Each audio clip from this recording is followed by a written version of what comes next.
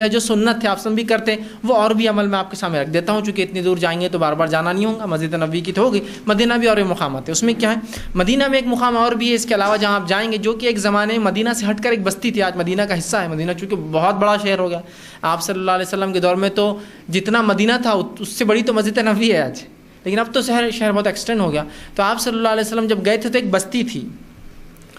جو مدینہ سے تھوڑی دور تھی، اس بستی میں آپ نے ایک مسجد تعمیر کی جس کو مسجد قباء کہا جاتا ہے۔ مسجد قباء کو یہ شرف حاصل ہے کہ اسلام کی پہلی مسجد، یاد رکھیے مسجد نبوی پہلی مسجد نہیں ہے،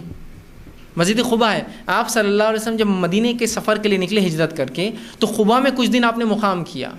قباء میں کچھ دن مقام کیا۔ جب مقام کیا تو آپ نے مسجد تعمیر کر دی۔ تو مسجد کی کتنی اہمیت ہے اسلام میں کہ آپ تھوڑے دن کے لیے رکے بھی تو مسجد تعمیر کر دی، مسجد کی بڑی اہمیت ہے، یاد رکھیے۔ تو قباء آپ نے تعمیر کرائی تھی اور کچھ دن تھے، پھر وہاں سے نکل گئے، پھر ایک مقام پہ گئے، مدینہ پہنچے نہیں تھے، وہاں رکے تو جمعہ آ گیا تو آپ نے پھر ایک مسجد تعمیر کی، مسجد جمعہ کہلاتی ہے۔ اگر جو لوگ مدینہ گئے تو وہ سب دیکھ سکتے ہیں، مسجد جمعہ، مسجد قباء۔ اب تو پورے شہر میں، یہ اس زمانے میں بستیاں تھیں، شہر سے باہر کے حصے تھے۔ تو آپ قباء میں کچھ دن، 3 دن کچھ روایت میں آتا، 6 دن کچھ روایت میں آپ قیام کیا، تو ایک مسجد کی بنیاد ڈالی جس کو مسجد قباء کے نام سے بہرحال ہم آج جانتے ہیں۔ تو مسجد قباء کی یہ فضیلت ہے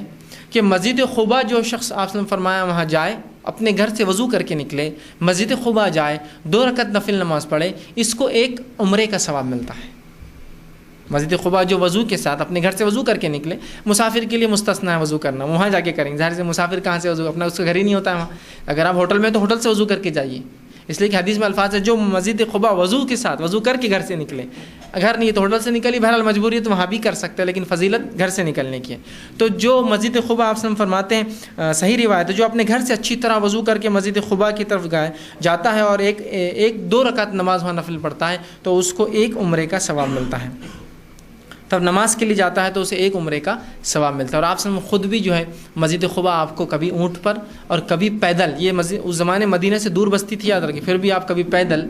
اور کبھی اونٹ کی سواری کے ساتھ جاتے اور قباء میں نماز پڑھتے، اور اس کی فضیلت آپ نے بتائی، ایک عمرے کا آپ کو اور ہم کو اس کا ثواب ملتا ہے، یاد رکھیے۔ تو کوشش کریں ہم وہاں جائے تو کہ مسجد قباء آپ جائیں اور ضرور پڑھیں، اور یاد رکھیے آپ ایک بار گئے، میرے کو کہاں بار بار آنے کو ملیں گا، تو پورا 2-4 گھنٹے رک کے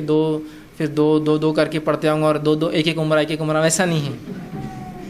مطلب اگر سہولت ہے تو اس کا یہ فائدہ مت اٹھائیے آپ کہ بھائی 2 عمرے کا ثواب، ایک عمرے کا ثواب ملے گا تو میں 40 50 100 200 1000 نمازیں پڑھ لیتا ہوں تو کتنے عمرے ہو رہے ہیں، اس کا ہاف کر دو جتنی رکعتیں نماز میں۔ نہیں ویسا نہیں۔ ہاں یہ الگ بات ہے کہ کوئی مدینہ میں رہتا ہے، پھر کبھی کسی موقع سے ملا، پھر وضو کر کے آپ پڑھا تو ملیں گا، اس لیے آپ سب بار بار آتے تھے، روایتوں میں آتا ہے آپ جب بھی موقع ملتا پیدل یا اونٹ سے سواری، لیکن اب ظاہر سی بات ہے میں اور آپ تو بار بار نہیں جا سکتے۔ ہاں اگر مدینہ میں آپ کچھ دن سٹے ہے آپ کا، 1 دن 2 دن 4 دن، تو موقع جیسا ملا آپ آتے جاتے وہاں نماز پڑھ، لیکن جا کر وہ خاص 2 کر کے بولے کہ میرے کو اتنے عمرے، ویسا مراد نہیں۔ اور یہ عمرے کے برابر، عمرے جیسا ثواب، لیکن عمرہ ایسا ساخت نہیں ہوتا کہ نہیں اب بس یہاں ہو گیا تو عمرہ ختم ہو گیا، نہیں، عمرہ اپنی جگہ لیکن اس جیسا ثواب ملتا ہے۔ تو کوشش کریں کہ مسجد قباء جائیں،